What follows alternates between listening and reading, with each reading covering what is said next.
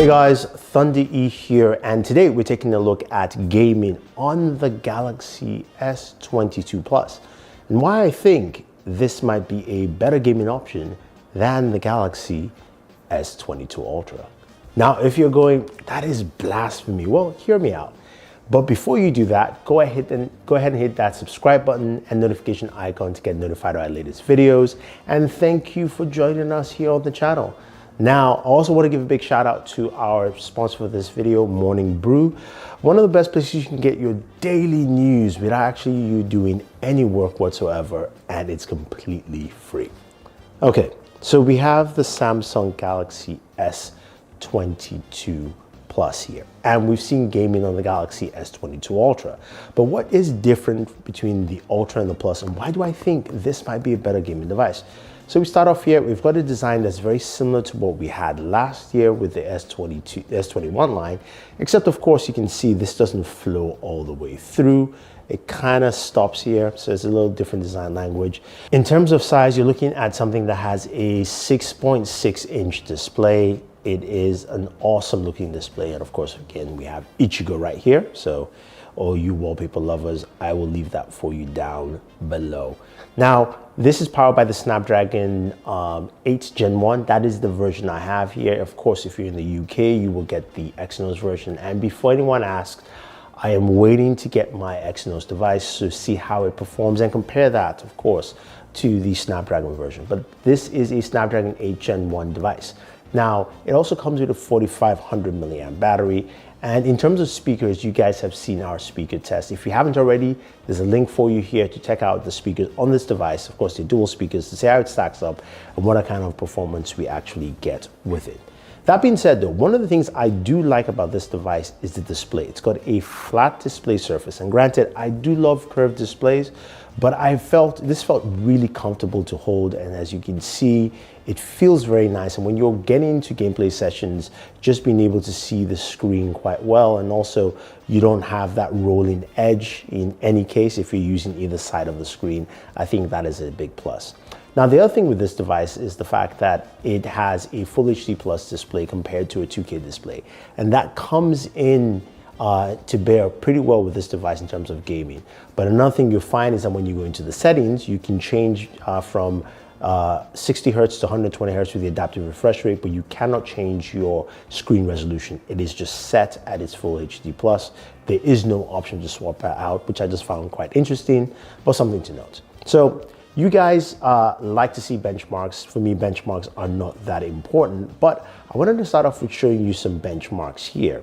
And we're gonna go ahead and look at Geekbench first, and we'll start off with our CPU benchmark. So that's the CPU reading here, and I'm gonna go into the S22 Ultra to give you guys a reference point, so you have a good idea of what the benchmarks actually look like. Now, if we go here into our CPU benchmarks, you can see the difference between the two.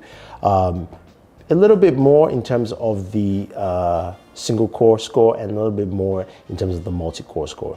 Now let's go ahead and check out our compute benchmarks and see what we also get with that as well, and see if there's a major difference. You can see the compute benchmarks are much closer. Again, this is a Snapdragon 8 Gen 1, so we should see numbers that are similar. So another benchmark I wanted to showcase is from 3D Mark. This is the Wildlife Extreme stress test. So this is a stress test that runs for about 20 minutes on the devices.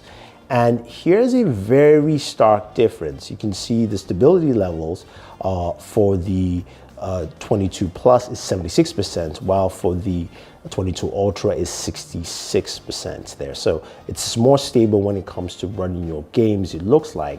Overall, long period of time. You can see the graph here and the loops.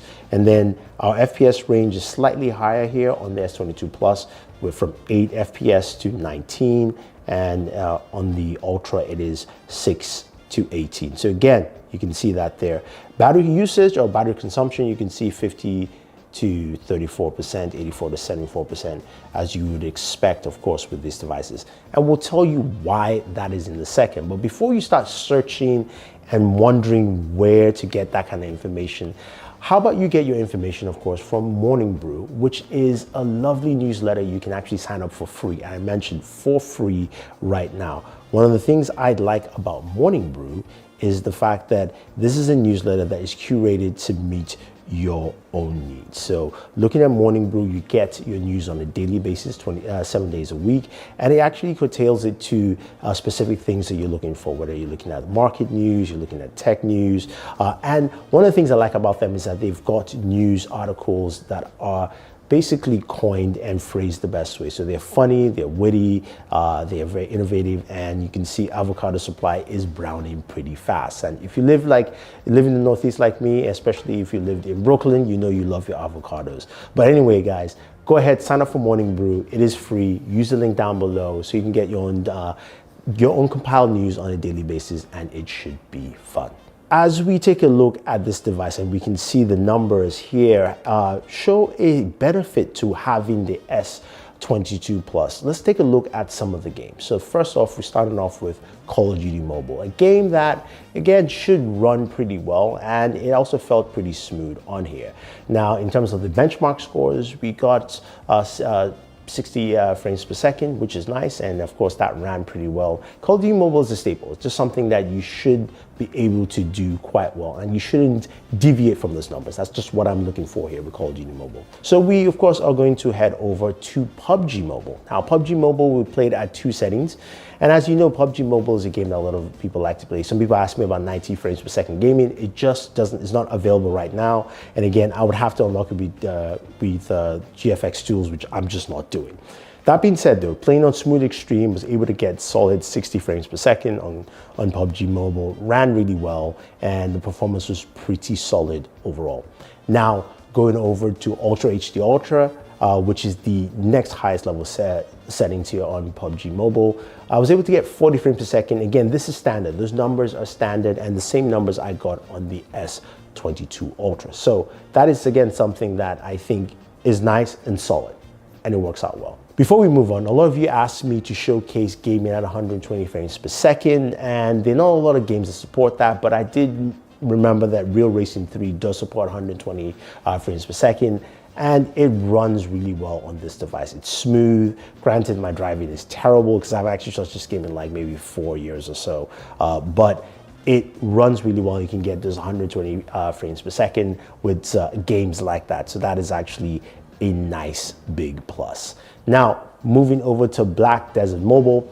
This is a game, of course, that we saw on the Galaxy S22 Ultra. We got frame rates about 42 frames per second, and it's quite similar here with, of course, the S22 Plus, where we're getting about 43 frames or so. So in terms of gaming performance there is still a solid match. Now, when we move over to Genshin Impact, this is where we get some things that are really interesting and exciting. Now, we were able to play Genshin on here for a while. We played for about maybe 25 minutes, kind of matching what we got to when we played on the S22 Ultra here. But I want to just point this out. Just remember, this display is a Full HD Plus display, so it's basically a 1080p display. And that actually plays a lot to the numbers you're about to see. So with Genshin Impact, I got actually 51 frames per second playing for that amount of time at the highest settings. Now, you know, Genshin, you can max the game out to be capped at 60 frames per second.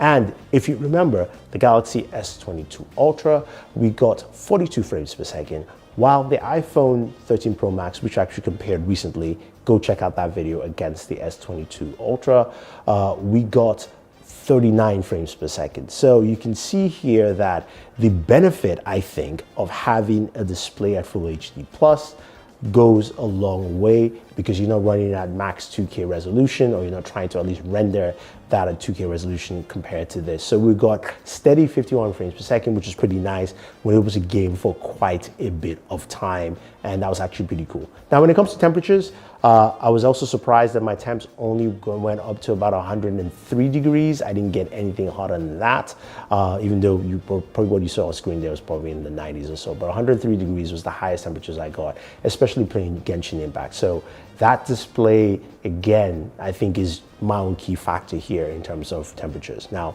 battery life gauge, I can't really give you a gauge because I was been kind of power testing on there. I will say though that because you have a 4500 milliamp battery, be very wary of that compared to a 5,000 milliamp battery in terms of battery performance. But what does that tell me?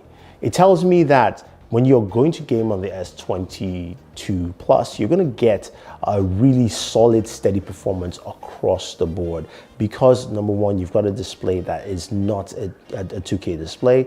You also have the same performance in terms of the Snapdragon 8 Gen 1. And you've got a device that, a lot of people might definitely like because of more of the flat panel. Now, of course, we did try out, of course, game streaming services like Xbox Game Pass, and I use my GameStar controller here. This is the GameStar X2 Type-C. Awesome controller. Works pretty well for this device.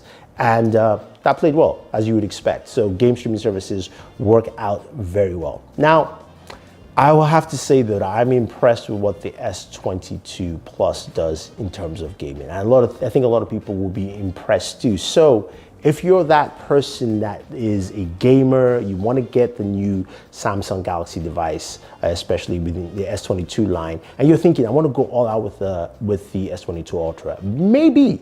And I think this kind of proves it that the S22 Plus might be the better gaming device for you here than the S22 Ultra. I think that just makes a lot more sense for a lot of people's gaming needs, and the fact that you're not going to be draining as much in terms of performance using this device over the S22 Ultra. So if you guys have any questions, any comments, let me know. If you want to pick up any of these devices, I have links down below, and definitely go ahead and sign up for Morning Brew so you can get, of course, your latest news and information quick and fast.